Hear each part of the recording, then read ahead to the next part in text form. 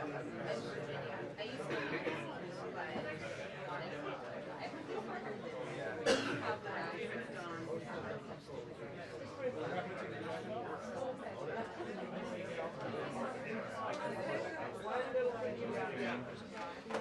good. Fell in the snow and then did not have fun being out of school and daycare for a week. Are they back? Yeah, they're back.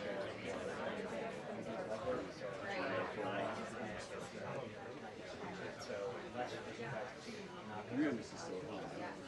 They're both decided not to do that.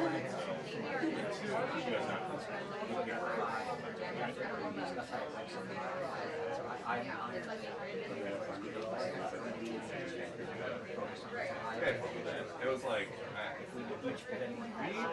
we got lucky. We just like a big stock of stuff, and then when we realized it was going to be like a whole week, she went to the grocery store like a day, and all the fresh store started selling. They had milk for running out, and it was like, now what they needed. Another couple of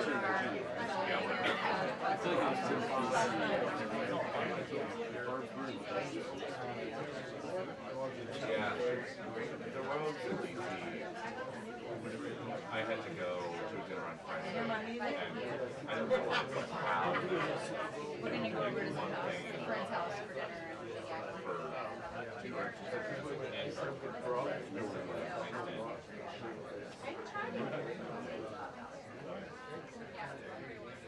Well, now I live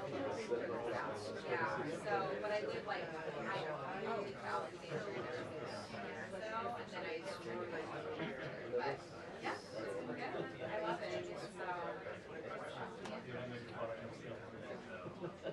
I am like trying to be, because I kind of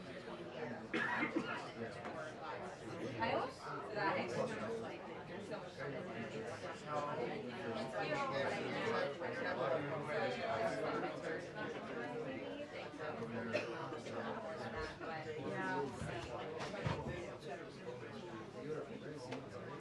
Yes, yeah, they are.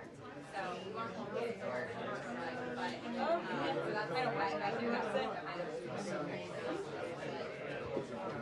Oh, cool! It's very impressive. I think so.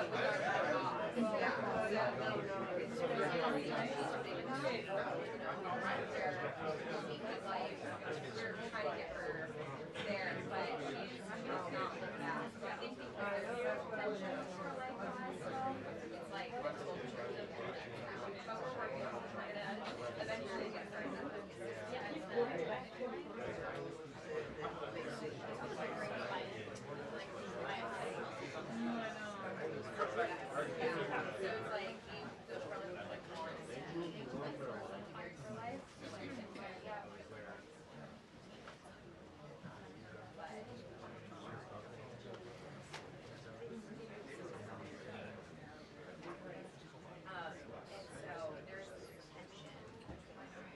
Well, total side note.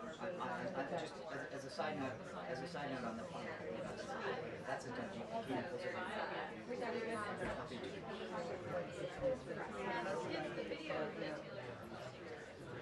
But maybe that's what we want to have. So we'll see. It'll be eventually. Yeah. Yeah, you can really. Oh, there goes another boat.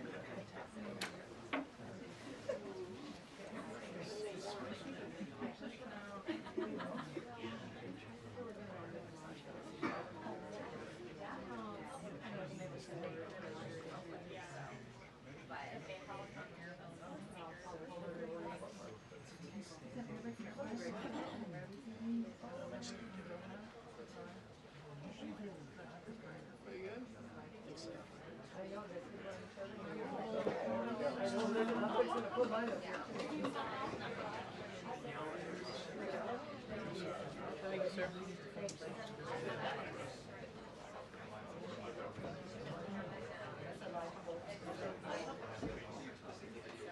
So, to get a hard I feel like that's just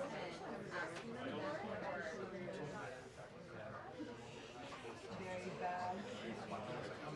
It's impossible.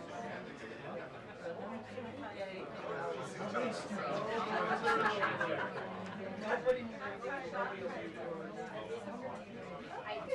You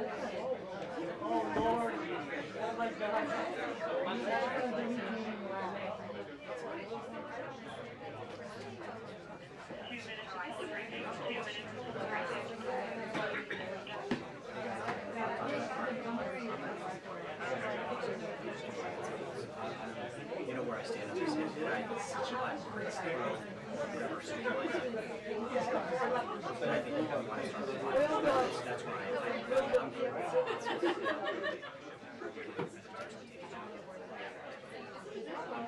I don't think I have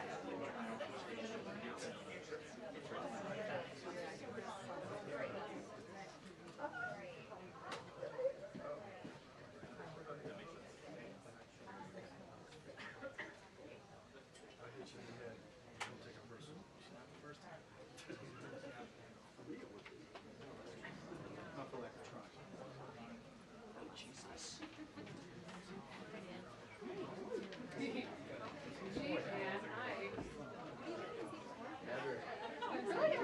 I know, new beginnings. Done something.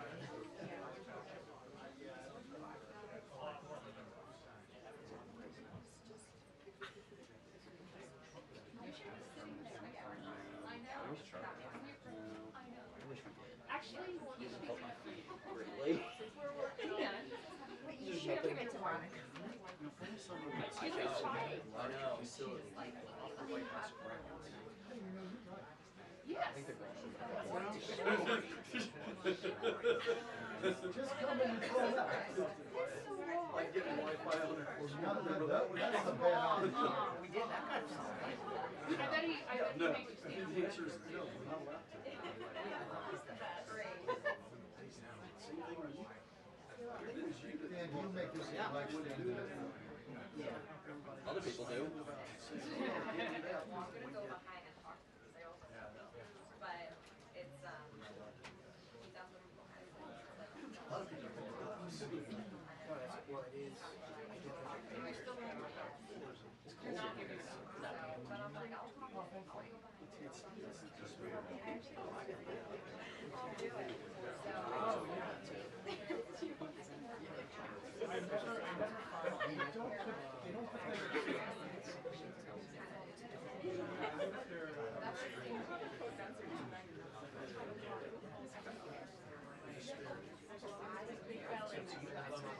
Yeah, I got it.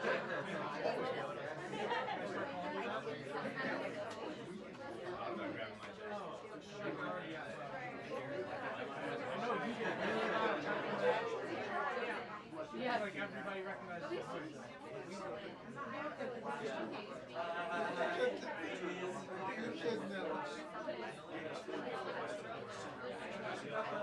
Democrats try to get massive.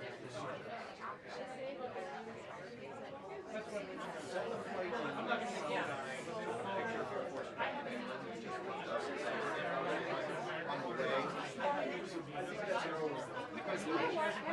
Where's he going?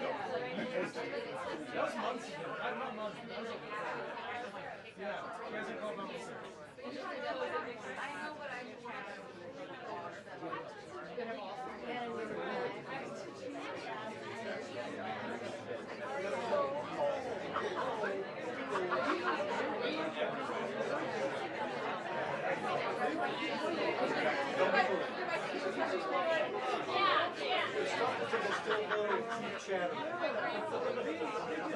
From Rhode Island. You've been on the water.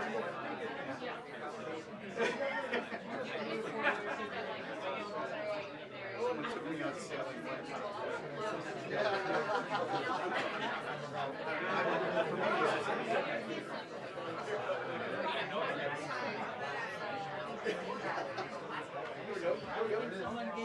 Hello, everybody.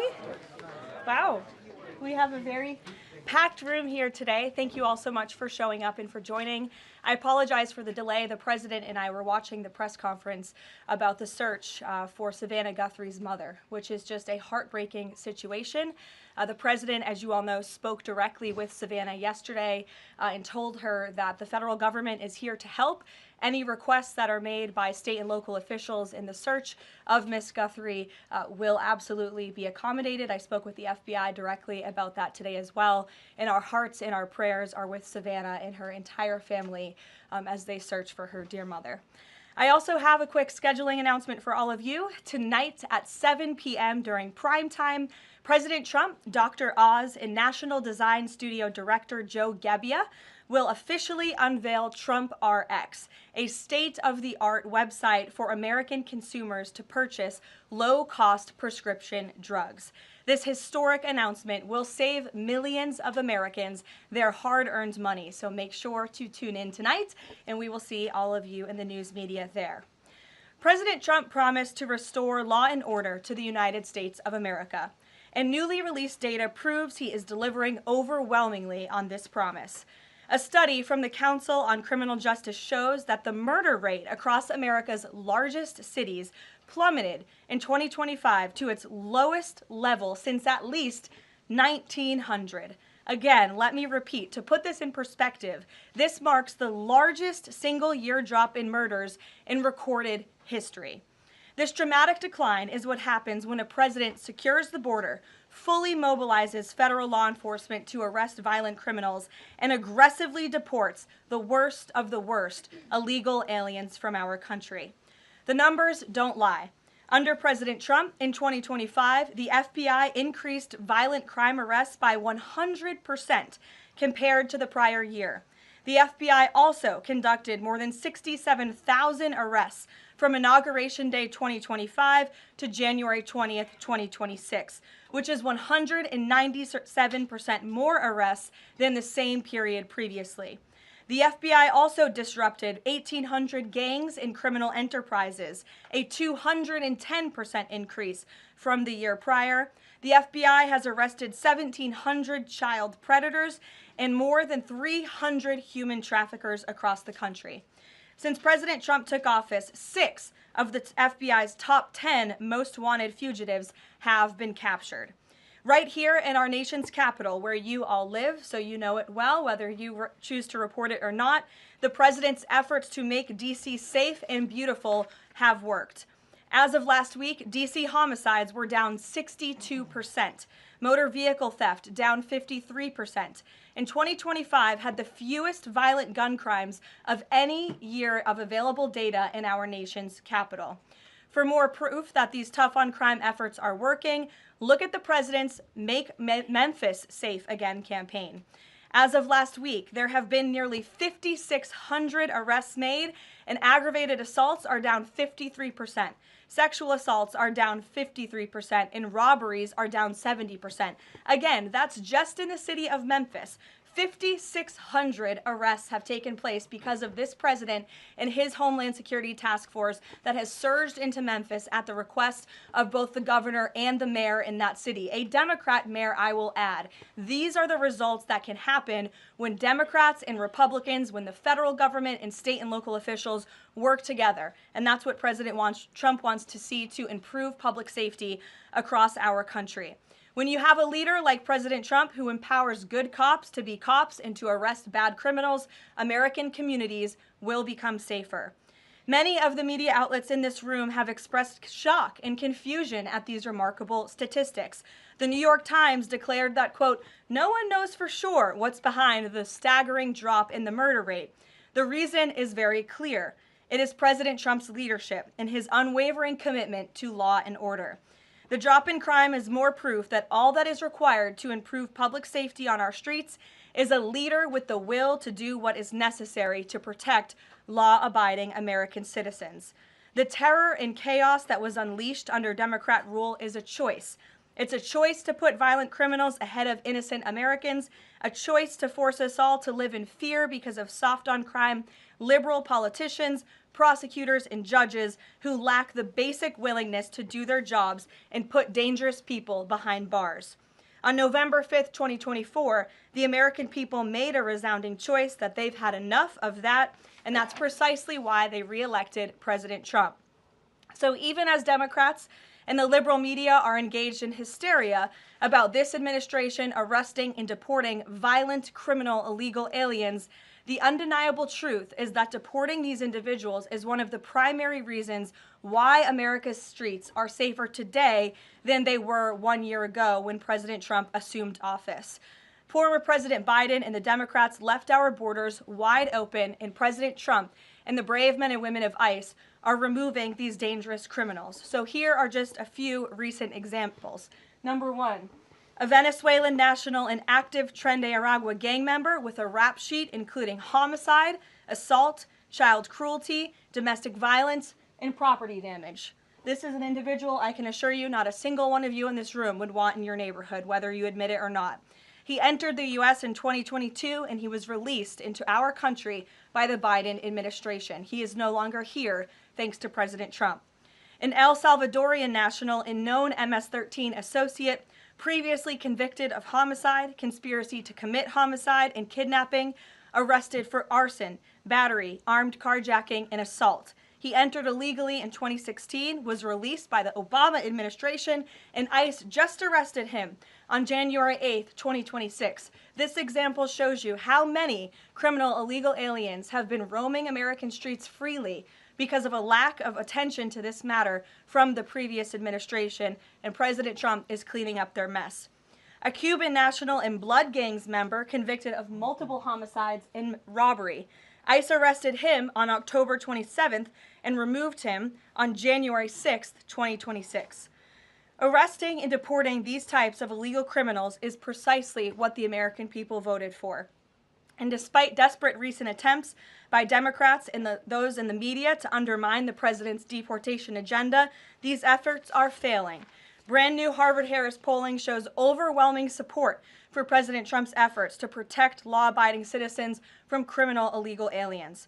Nearly 8 in 10 Americans say criminal illegal aliens should be deported. A solid majority also support deporting all illegal aliens, regardless of additional crimes. And more than 2 in 3 Americans back the Trump administration's common sense requirement that state and local officials cooperate with federal authorities and work to hand over criminal illegal aliens in local jails for swift deportation.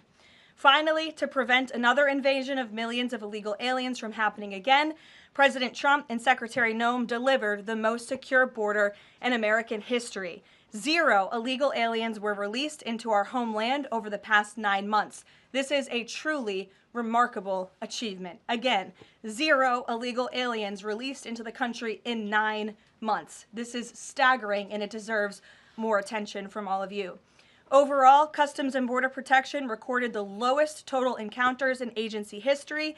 Daily encounters have fallen by 95%, averaging just 250 apprehensions at the southern border a day. This is compared to over 5,100 daily apprehensions during the Biden years. It's a night and day difference because we finally have a president who enforces the law and lets our law enforcement do their noble jobs of protecting our homeland. When President Trump campaigned on making America safe again, this is exactly what he meant, and the numbers and the results speak for themselves. With that, I will open it up to questions today. We're going to start with Daniel Baldwin from One America News, who is here religiously covering the White House beat every day, so it's good to see you in a chair instead of standing up. Today, Daniel, thanks for being here, and why don't you kick us off? Thank you, Karoline. It's an honor and a privilege to represent One America News in the new media seat. First question on the DHS funding bill. Funding runs out in the better part of 8 days or so. Democrats, at least verbally, are very dug in. What does the White House believe their end goal is when it comes to this funding fight, when it comes to immigration policy at large? What is their end goal when they're dug in a position like this at this point in time? Well, the president has 2 end goals. One is to obviously keep the government funded and open, and that includes the Department of Homeland Security, which does not just touch upon ICE and Border Patrol, but also FEMA, the United States Coast Guard, the United States Secret Service. These are brave public servants who work to protect our homeland. The president wants these individuals to get paid. Secondly, when it comes to any discussions about immigration policy, the president is never going to waver in his commitment to allow immigration enforcement efforts in this country and to support ICE and Border Patrol and the deportation of illegal alien criminals. I know Senator Schumer and Leader Jeffries sent over a very long list of demands, some of which the administration is willing to discuss. Others don't seem like they are grounded in any common sense, and they are non-starters for this administration, but we're not going to negotiate policy from the podium. I'm going to allow the president to do that, and any final decisions that are made will be made ultimately by him. But rest assured, he is never going to allow law enforcement in the jobs that they do, the important jobs that they do, to be undermined. And secondly, Karoline, the Department of Homeland Security put out a tweet a better part of an hour ago alleging that an illegal alien was involved in a major car wreck in Indiana, killing 4 people, and they allege that the suspect in question came in under the CBP-1 app under the Biden administration and received a commercial driver's license from the state of Pennsylvania. What is the White House's reaction to a situation like this? And what is the White House doing to crack down on cases like this where illegal aliens are obtaining commercial driver's licenses? Yes, this is another abhorrent example of the border crisis over the past 4 years, and it again exemplifies why the administration must continue and will always continue to fully back and support ICE and Border Patrol and law enforcement in their removal of illegal alien criminals from our country. For those who don't know, and all of you should report on it, 4 Americans were tragically killed and lost their lives this week yet again from an illegal alien, an individual who was paroled into the country by the Biden administration using the CBP-1 app, which they created like it was a magic pass for Disneyland. That's not how immigration in this country should work. And this illegal alien from Kyrgyzstan was traveling on an Indiana highway, and he failed to brake for a slowed semi-truck in front of him. He swerved into the lane, and he crashed into a van carrying 15 passengers, and 4 people were killed in that crash. This is another tragedy that could have been prevented if not for the wide open borders from the previous administration. That's why we now have a secure border. That's why this administration will continue to deport illegal aliens from our country. Thank you for being here. Garrett. John, thank you for your comments and your prayers for the Guthrie family. I have 2 questions related to the president's interview with NBC yesterday. Sure. At one point in the interview, the president said that he believes states are accumulating the votes for who wins the election. He says if they, meaning the states, can't do it honestly and can't be done properly and timely, then something else has to happen. What did he mean by that? Is he suggesting that the federal government count votes in elections? What the president is suggesting, and I just spoke to him about this, is that Republicans and Democrats in Congress should pass the Save America Act. This piece of legislation is going to ensure that states are abiding by federal election law by removing non-citizens from their voter rolls. In addition, the Save America Act will require voter ID to vote, and it will require proof of citizenship to register to vote. These are very common sense policies and proposals that 89% of our country agree with. So that's what the president is talking about. Again, I just spoke with him about this, and he's calling on both Republicans and Democrats to send the Save America Act, to pass it into law and to send it to his desk as quickly as possible. To be clear, the SAVE Act doesn't say anything about who counts votes, which has always been a state, a local, a county function. Why does he keep talking about somebody else, presumably the federal government, counting votes? Because the SAVE Act directs states to remove non-citizens from their voter rolls. And we know in states across the country, the president is right to point this out, in states like California or in places like New York City, non-citizens are allowed to vote in state and local elections. And the federal government should absolutely do away with that. I don't think a single person in this room, if you really are being honest with yourselves, should agree that non-citizens should vote in American elections, no matter where that election is up and down the ticket. And so this is a piece of federal legislation that will help states ensure the integrity and the sanctity of their elections, and that's what the president wants. Peter. Thanks, Karoline. President Trump posted about Nancy Guthrie that he is directing all federal law enforcement to be at the family's and local law enforcement's complete disposal immediately. What should we expect to see from the federal government in coming days in the search to find Nancy Guthrie? It's a very good question, Peter, and it's why I was on the phone with the FBI earlier this morning to ask that. And what they told me is that the FBI, again, is at the disposal of the state and local government. Whatever personnel or assets or resources that the state and local authorities and police need will be granted to them at the direction of the president, the FBI director, and the attorney general. A different law enforcement issue. The FBI just found 1,000 samples inside an illegal biolab in Las Vegas.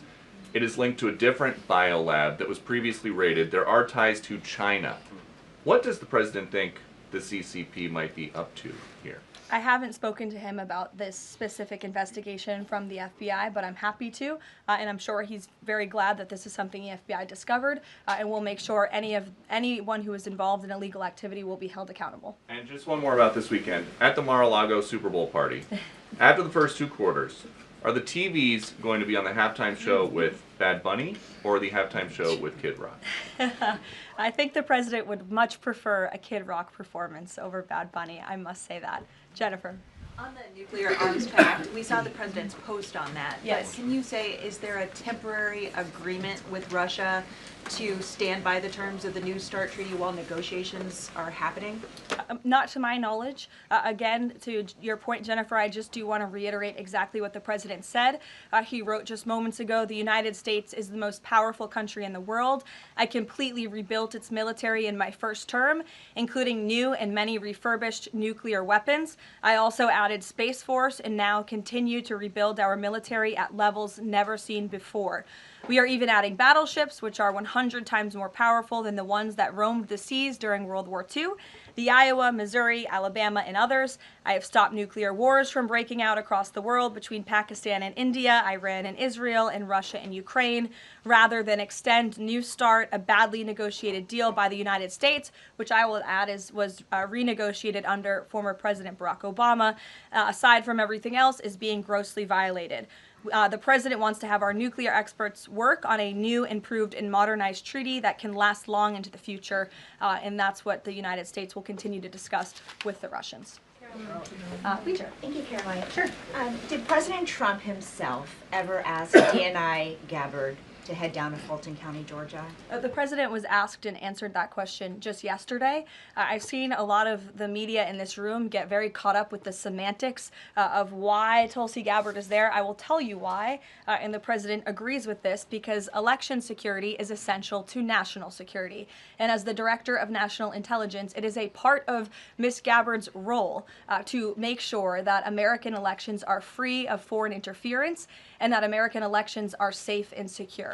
And so the ODNI director is working with the FBI on this effort, and the president wholeheartedly supports both Kash Patel and Tulsi Gabbard in ensuring that American elections are safe, are secure, and are free of foreign intervention. Is there any Michael, indication that Thank there's you, foreign Caroline. influence? Federal law enforcement's involvement in the search Well, for Nancy Guthrie. excuse me one second. It's the media who has said that there's Russian interference in American elections. You guys have been saying that for many, many years. So the people in Fulton well, County. the people in this room, considering that you all said for many years that Russia interfered in the 2016 election to help Donald Trump, you should all be very happy that we finally have an administration that is looking into that, and we'll be happy to keep you posted. Michael. With the FBI's involvement in the search for Nancy Guthrie now, has this search expanded nationwide outside of Arizona? And given Pima County's proximity to Mexico, is this now an international search? Well, Michael, that would be a question for state and local authorities as they continue to oversee the investigation at this time.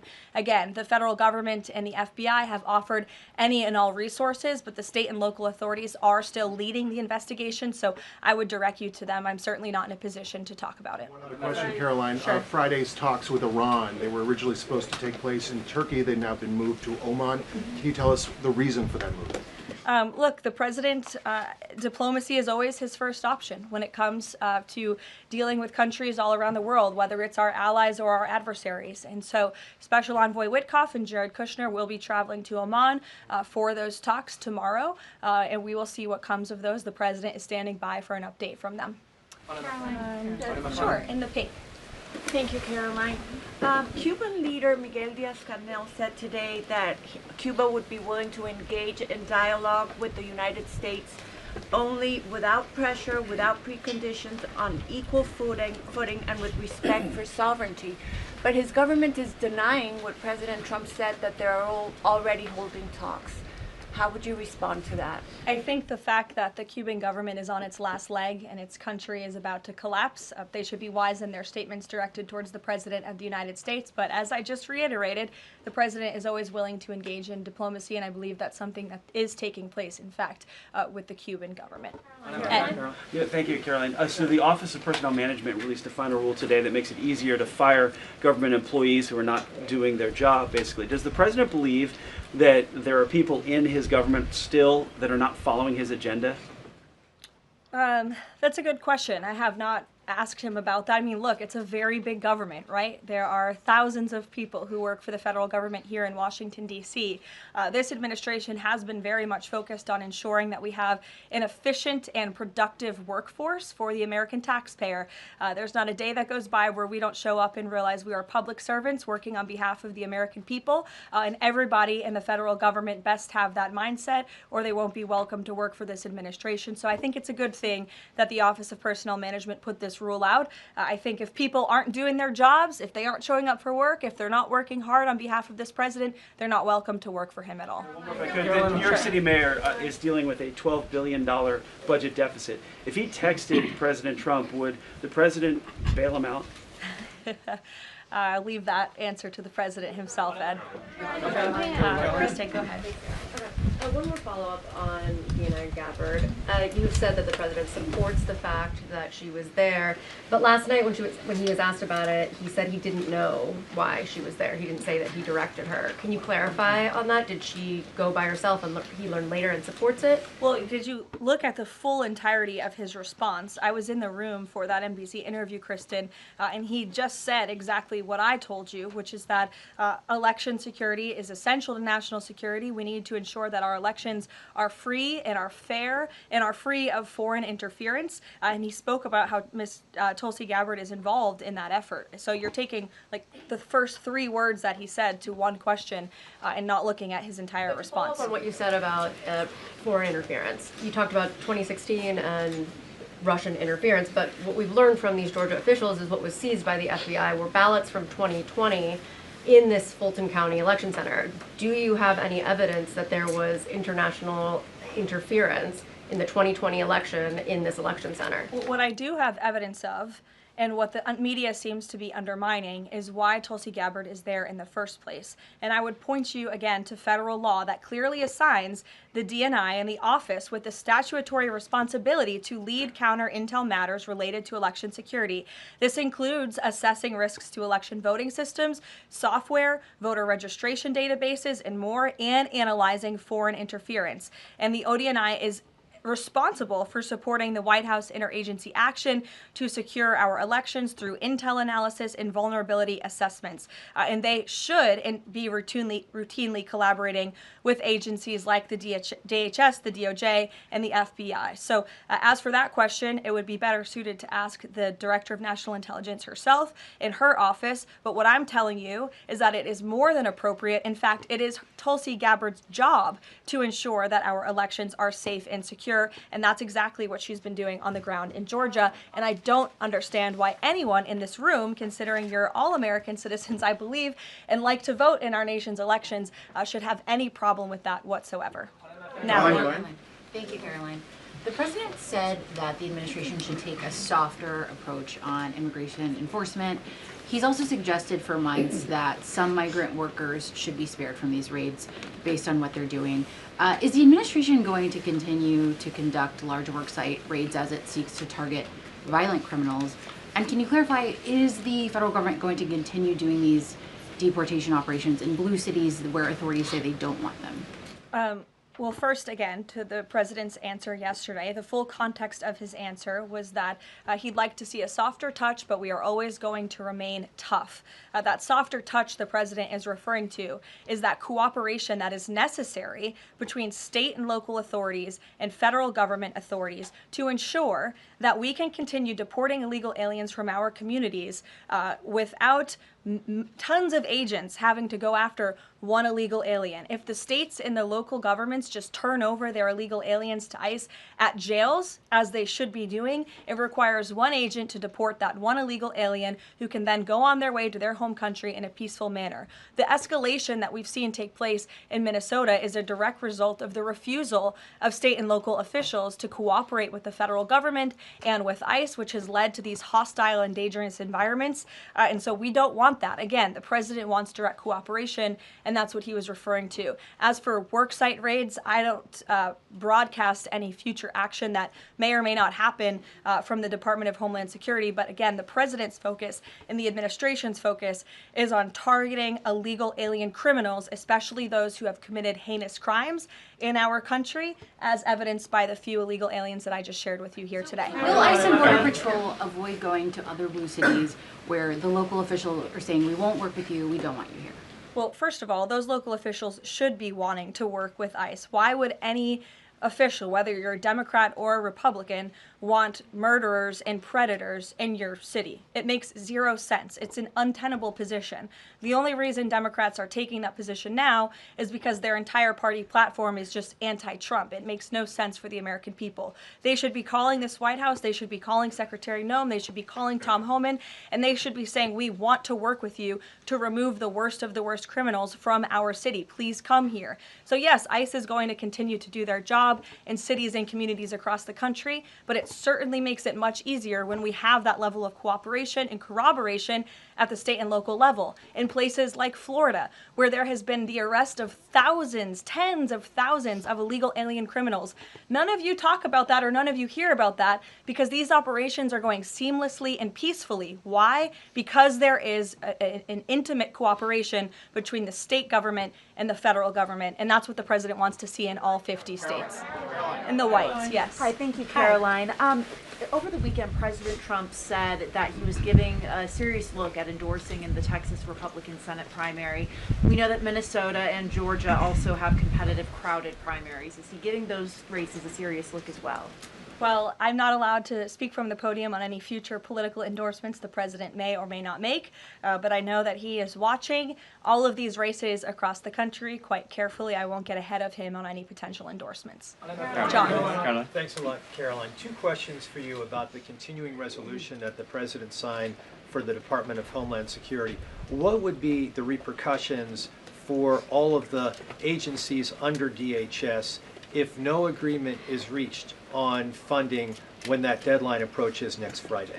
Well, there will be grave repercussions for all of those agencies, but more importantly, frankly, for the American people who those agencies serve. And that's exactly what the president and the White House want to avoid. Again, we want to keep the government funded. We want the Department of Homeland Security, of course, to be up and operationalized and continuing as necessary to protect our homeland, to secure our border, to ensure the brave men and women of the United States Coast Guard are getting paid, the brave men and women of the United States Secret Service who protect the president, the vice president, and frankly, all of you in this building every day continue to receive the paychecks that they so well deserve. And so that's why the White House will engage in these talks with Democrats. But again, the president is never going to cave on this administration's core promise to deport illegal aliens from our country. You said, Karoline, in your statement that there are certain proposals that Democrats are putting up that are non-starters.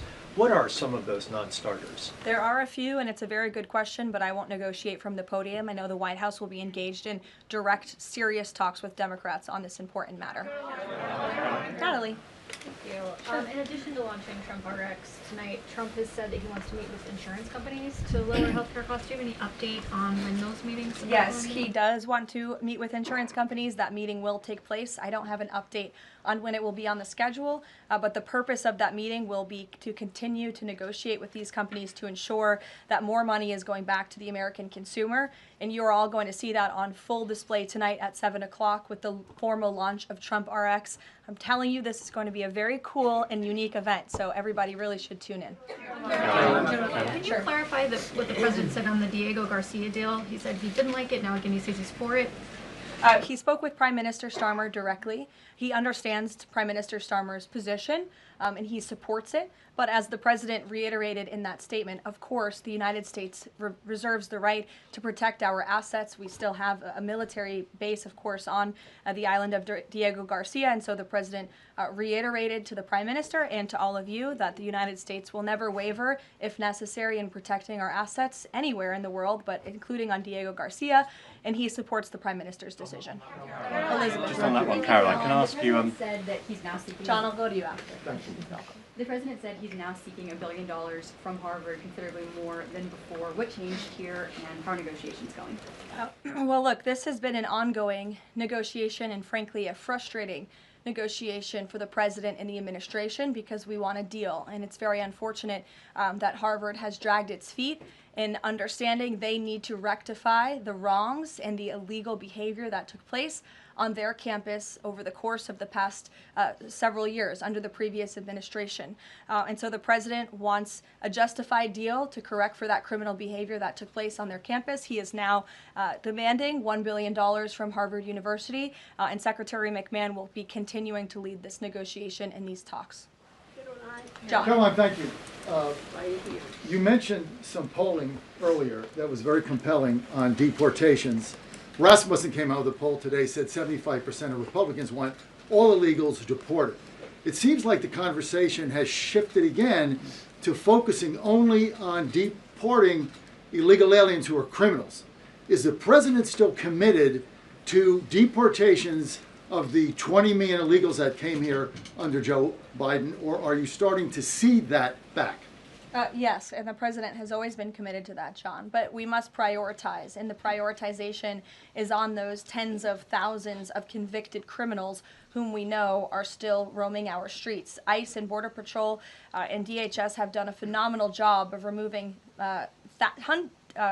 tens of thousands of them. Actually, nearly 1 million people have been deported from our country over the past year, 2 million additional self-deportations, so nearly 3 million people have left the United States. But again, as you pointed out rightfully, Joe Biden and the Democrats allowed approximately 20 million people into our country illegally.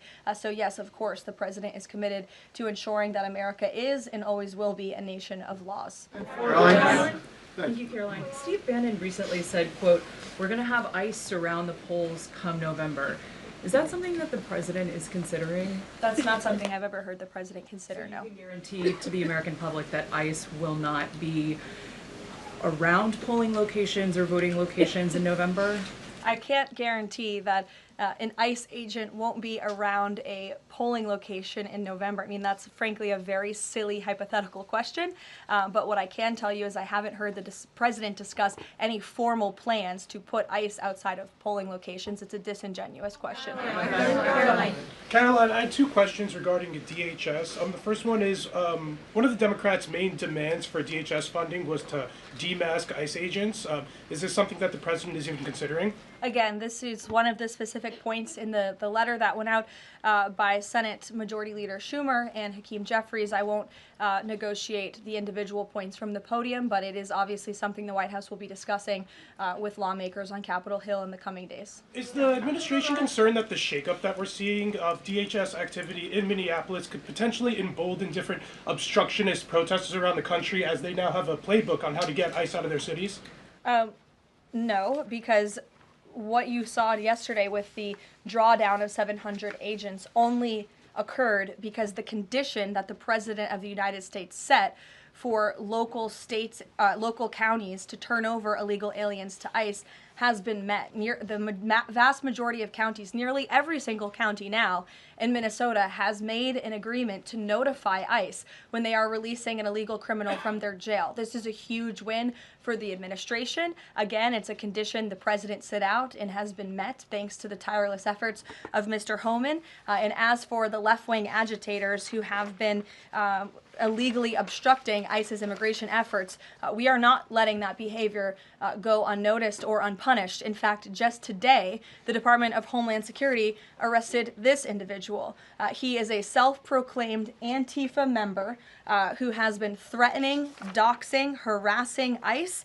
He called for the murder of federal law enforcement officers. He encouraged bloodshed in the streets of Minnesota. He proudly acclaimed affiliation with the domestic terrorist organization Antifa. And the Department of Justice, thanks to the great work of HSI and the FBI, was able to locate and arrest this individual today. So we are committed to enforcing our immigration laws. We want that level of cooperation from state and local officials. And if people are illegally obstructing our federal law enforcement operations. If they are targeting, doxing, harassing, and vilifying ICE agents, they are going to be held accountable, like this individual here, who again is a self-proclaimed member of Antifa. He is a domestic terrorist, and he will be held accountable in the United States. Caroline, just to follow up on Garrett's earlier question, I mean, you've talked a lot about the SAVE Act. I know you spoke with the president about it before you came out here.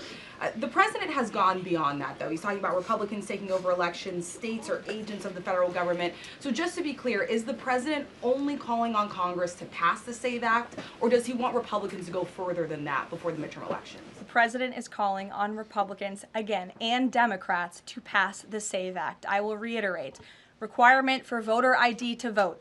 That should be something that no American should oppose. In fact, we know that the vast majority of Americans support it.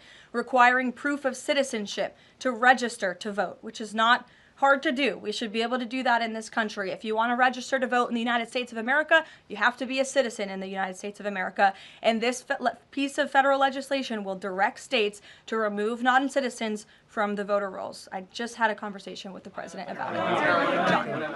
Thank you, Caroline. I have two questions. Tariffs on South Korea. As you know, President Trump recently mentioned increasing tariffs on South Korea.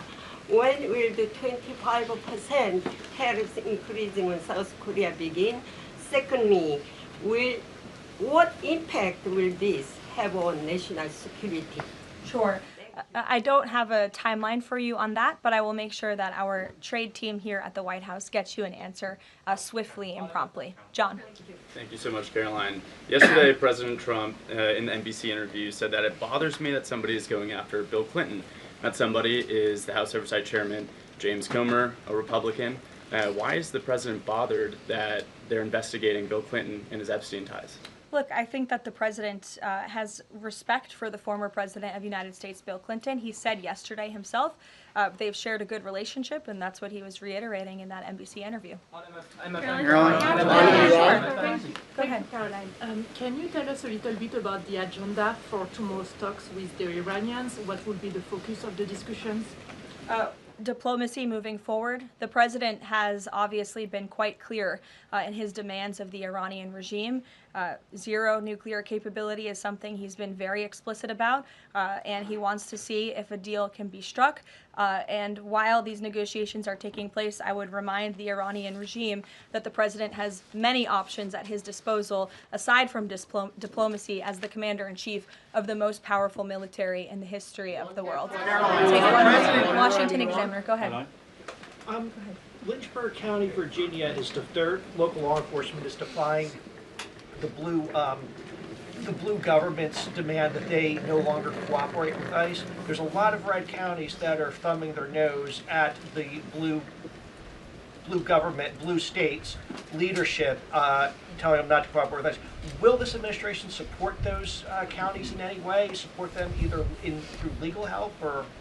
Absolutely. And if there is a county in this country, whether it's red or blue, that seeks to cooperate with the federal government to remove violent, illegal criminal aliens from their communities, this administration is here to help. You've heard the calls from the president himself on asking Democrats and Republicans across the country to call on the Trump administration to work with them, not against them, in the matter of public safety and securing our homeland. Thank you all very much. You'll hear directly from the president tonight at 7 o'clock, and I hope everybody has a good weekend. Happy Super Bowl weekend. The president has wisely chosen not to make a prediction in Sunday night's game, but as a native girl from New Hampshire, go Patriots. Thank you, guys.